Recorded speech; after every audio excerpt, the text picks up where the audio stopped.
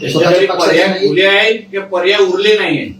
उभाटाचे नव्हे, काँग्रेसचे नव्हे, तर भाजप आणि शिंदे शिवसेनेच्याच नगरसेवक फुटतील असं असं आहे ना की संजय राजाराम राऊतकडे आणि त्याच्या नेते मंडळीकडे, त्याच्या मालकाकडे आता काय पर्याय राहिला आहे? नाक घासून येण्यापेक्षा त्यांना नाकच घासायला लागणार. पाठीतला कणा राहिलाय का उद्धव ठाकरेचा? म्हणून ज्या स्वाभिमानाने तुम्ही लढलात, आज तुमची भाषा बघितल्यानंतर तुमच्या पाठीतला कणा हा पूर्ण 100% मोडलेला आहे, हाच आम्हाला दिसतोय. आणि आमची महायुती भक्कम आहे. महायुतीप्रमाणे आम्ही राज्यामध्ये काम करतोय. आणि म्हणून थोडी चर्चा चालू आहे, निश्चित चर्चा चालू आहे. पुणे महापौर, कुठली स्टँडिंग, या सगळं वरिष्ठ पातळीवर सगळी चर्चा सुरू आहे. त्याच्यामध्ये उगाच नाक खुपसण्याचं काम तसंही या संजय राजाराम राऊत आणि त्याच्या मालकाची सवयच आहे दुसऱ्यांच्या बारशामध्ये जाऊन मिठाई खाण्याची. नवीन काय नाही.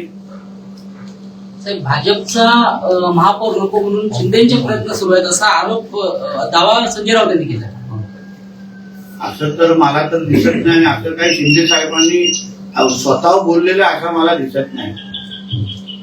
असं मला बिलकुल दिसत नाही. संजय राजाराम राऊतनी आणि त्याच्या मालकाने म्हणजे स्वतःचे नगरसेवक सांभाळावे, स्वतःच्या बुडाखाली लागलेली आग सांभाळावी, भिजवावी आणि मग आमच्या घरामध्ये बघावं ना. शिंदे साहेबांना काय हवं असेल ते फडणवीस साहेबांशी बोलतील आणि फडणवीस साहेबांना काय करायचं शिंदे साहेबांशी बोलतील. त्याच्यामध्ये हे कशाला पाहिजे मध्ये? तुमचे जे आलेत ते मला सांभाळा. ते तुमच्या संपर्कात राहतील का? त्यांना उद्धव ठाकरेंबरोबर स्वतःचं भविष्य दिसतंय का? हे येणाऱ्या काळात दिसेल. कुणालाही मुंबईत महापौर बसवणं तसं शक्य नाही. कुणालाही मुंबईत महापौर बसवणं तसं सहज शक्य नाही असं संजय राऊत म्हणत त्यांनी पुढे असं म्हटलंय की मुंबईत कुणाला बसवायचं हे दिल्लीत ठरतंय. भांडून तू थेट दिल्लीची भाषा करू नकोस. महायुती आमची भक्कम आहे.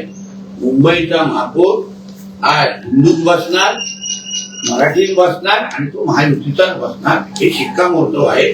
म्हणून तुम्ही कितीही नाचलात, कितीही तुम्ही तोंडातून वाघ काढले आणि तरी तुम्हाला काय मिठाई खायला मिळणार नाही, पेढे वाटायला काय मिळणार नाही.